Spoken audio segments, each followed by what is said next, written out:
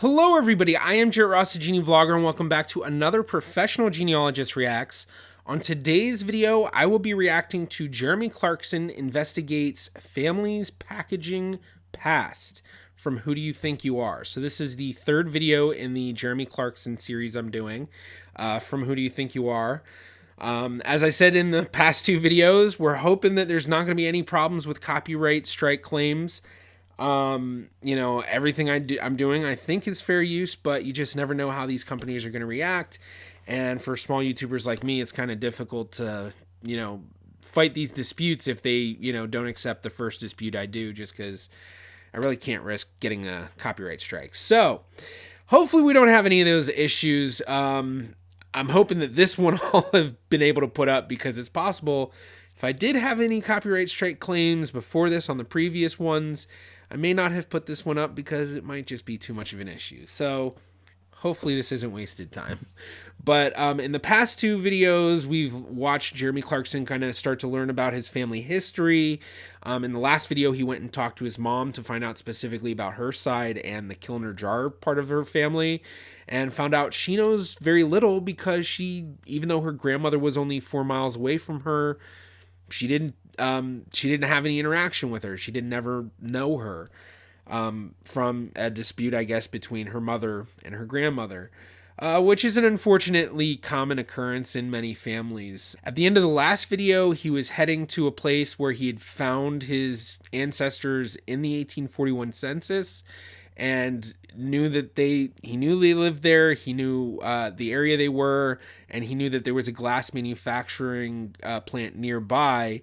So he's heading there to figure out what he can learn. So I'm guessing that's where we're gonna be picking up in this, where he's heading off there to find out what he can learn. And this one's a little bit longer than the past two videos, so I think he's probably gonna start diving a bit more into the actual genealogy, or not yet. And this one's a little bit longer than the last two, so I'm guessing that they're going to get a bit more detailed on this in terms of the family history and the genealogy. But before we do jump in, please be sure to give this video a thumbs up. It really does help me out with the algorithm getting my videos out there. Also, be sure to subscribe and click that bell for notifications on future videos.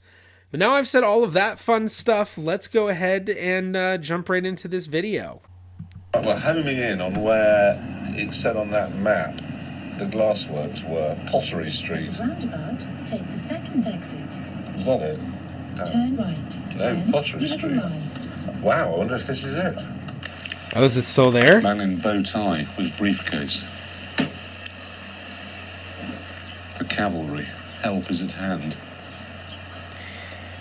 Local historian John Goodchild has been looking into the early history of the Kilners. Okay. Yeah, that's one of the cool things with Who Do You Think You Are, is they're always meeting some sort of expert or something. And they really bring things alive, so... It can't be a coincidence that you're knocking around here with a pipe and a bow tie. Why is that? Sorry? Why is that? Well, you just don't look like you fit, really. This guy... Convenient. It's got like a sort of... This guy looks like a character. Are you able to help me with this quest that I have? Indeed. Wait, Phil, this is going to be on this... Amongst the documents that John has found is one that... That guy with the haircut and the pipe and the briefcase and just like he's got a hell of a look going on. It's pretty cool. It's probably not something you'd see very often in the States. For the first time, put some faces to the Kilner story. For Jeremy, it's an opportunity to look his ancestors in the eye. Whoa! Here they all are, look. All right. John, this is John Kilner. He appears to be smartly dressed. This is the man who started what would become Kilner Glass. But when he first arrived here at Whitwood, Oh wow. he had something else in mind. Let's see if we can get a good... Here we go. Okay, so it's a drawing. Interesting. So yeah, so I guess he probably died in the mid-19th century or so, before photographs became so such commonplace. He had something else in mind. There were 5 working glass bottle makers who came, 'tis said, but there's no evidence, but they claimed on a fishing trip to Castleford. And when they were here, they saw an old kiln which had been used for metal processing. And they thought that this would be very suitable for conversion into a glassworks. They had a joint capital of £70 and decided that they would set up in business on their own. At the age of 37, John Kilner and his 4 friends set up the Black Flag Glassworks in this Yorkshire field.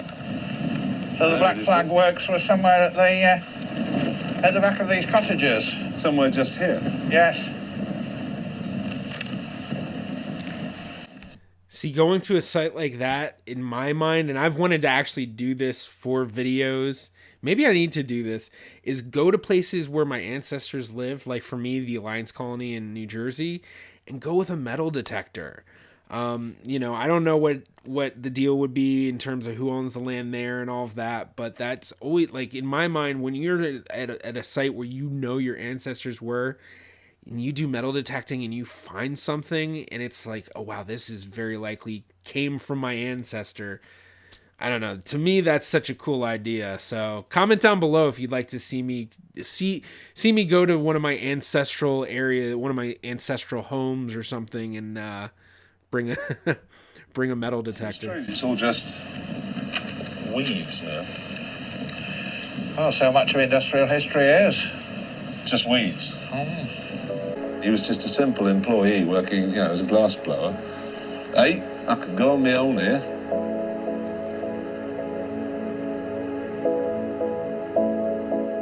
"15 years later, with the Industrial Revolution gathering momentum, John Kilner left the Black Flag Partnership to set up his own glass factory 14 miles away at Thornhill Lees. Is that it? No. Brightside Industries Limited. But could it be the Yorkshire same building? Electrical Transformers Club. Now, why aren't I a member of that? Probably the same reason I'm not a member of the Grouch Show. In the 1840s, Thornhill Lees was an expanding industrial town. Now, it's a very different sight. Providence Glassworks, here. It's where those trees are right now. What is this? A community centre? I mean, I don't know what this is, but it sure as hell isn't a glassworks. That's the crazy thing about history is, you know, these amazing structures, this huge factory, just gone, you know? That's 110 years ago. That is a whopping factory. I mean, really massive. Yeah. And it's just sports pitches now. The booklet Jeremy was given in Whitwood turns out to contain more than just faces. Published by the Kilners in 1894 to celebrate their first 50 years in business, it tells the story of an industrial powerhouse. Oh, that's cool. 1844, they did £250,000 worth of bottles out of here. 1893, estimated value of £305,000. Now, I'm wondering, would he be able to find the patents for the jars, assuming that there is a patent out there, which I would think there would be.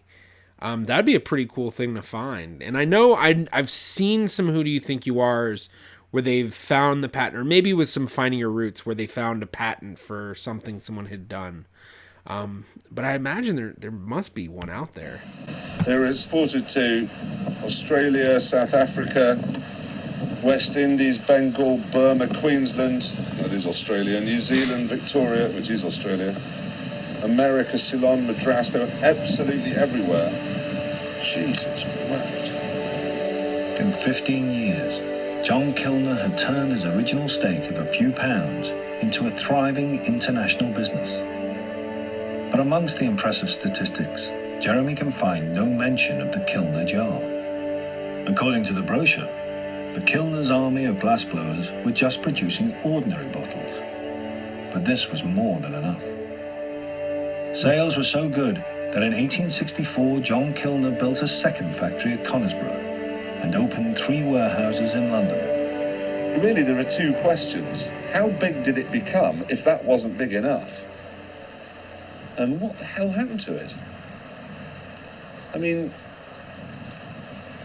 Yeah, earlier I had said that, most likely he's either going to find that the family, there's a separate branch of the family that owns it, because only so many people in the family usually will inherit the ownership of things like that. Or somebody somewhere along the line sold it. But one thing that I didn't mention that is another possibility is that maybe they went bankrupt, or the company went under for some other reason or something, and maybe it just didn't last. So it'll be interesting to see. Let's continue. There's no evidence it ever existed apart from a few old ladies going, "Oh yeah, Kilner jars, I remember them." With nothing left in Thornhill Lees, the next stop is the Kilners warehouses on the Thames. I must go to London. I've got to go and see if there's any part of these warehouses still left. Well, they seem to have opened a warehouse here and then opened another one, and then eventually opened another one, getting bigger and bigger and bigger all the time. Conveniently, the address doesn't exist anymore on the A to Z of the first one. It's not uncommon either. Upper Thames Street in Brook Wharf, which... Well, Upper Thames Street's up there, but between us and St Paul's Cathedral. Oh, hold on. When it comes to looking at stuff like that, sometimes you have to look at historical maps, because street names change all the time. I mean, that's super common. And it's also not uncommon for streets to be destroyed, or be, have a change in how they're done, especially with the addition of highways and all that kind of stuff. So it might not exist anymore. Iron Bridge Inclinator. The Kilners, we know, had a fleet of ships, loaded them up in Thornhill Lees, sailed them down the east coast, up the Thames, and to their warehouses here.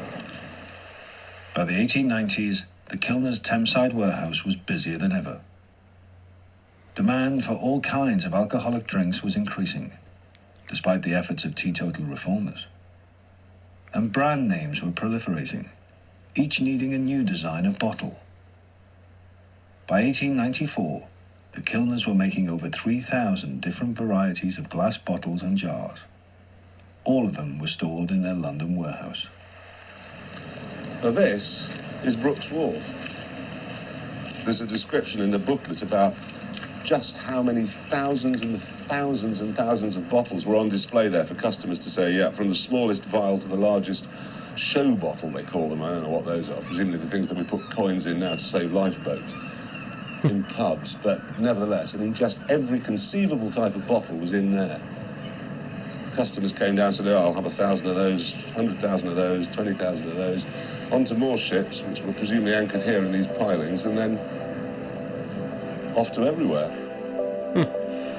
Kilner Glass was a classic Victorian family firm. With no death duties, 19th century businesses like the Kilners could be passed down through the generations.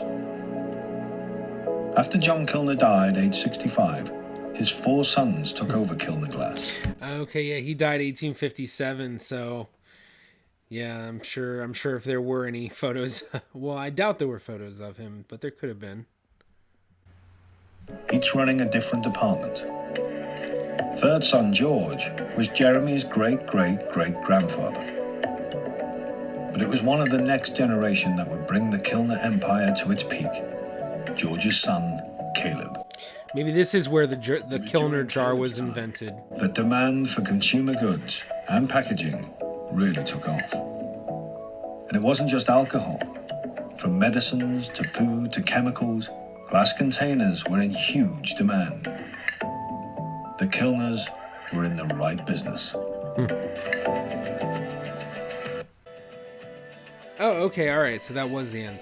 Okay, so that was a pretty good video again, really interesting to see as the story progresses where is it going to go from here? So it'll be interesting to see what happens. It was kind of disappointing that, he arrived, all the places he went, there was nothing left. But that one historian, he did say, when it comes to the Industrial Revolution, it's all weeds now. And it makes sense. I mean, all of these massive factories, all of these different things, as time went on, they realized the issues and pollution and other problems. And I'm sure a lot of these factories just, they had to come down because they needed to create more modern factories, and maybe the modern, a lot of the modern factories were probably built elsewhere than where the other factories were. So it's kind of interesting to see how that goes. But they didn't go so much into the genealogy part. Like, they haven't even shown us exactly, at least maybe I missed it,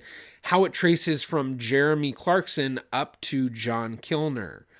Maybe they'll kind of get into that more in the next part, or maybe they got into that in a part that they didn't include any of these videos. But this is the third out of, I think, 6. So I think this might be the main storyline for the entire episode. But sometimes Who Do You Think You Are will look into multiple lines, not just one. But one great thing was it does show a lot of different techniques in terms of learning your family's ancestry. And one thing is trying to find anything like that book that he had about the Kilners.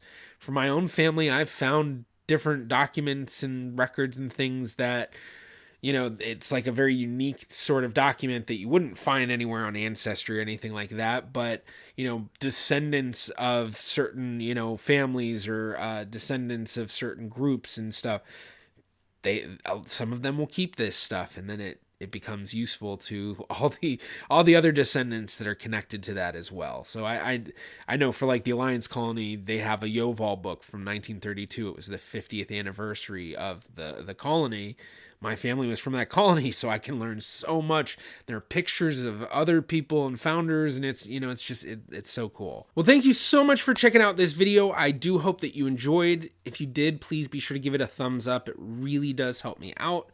You can also click right about here if you'd like to subscribe. It's completely free to do so. You can also follow me on Facebook, Twitter, or Instagram @GeneaVlogger. I'm the GeneaVlogger. See you in my next video.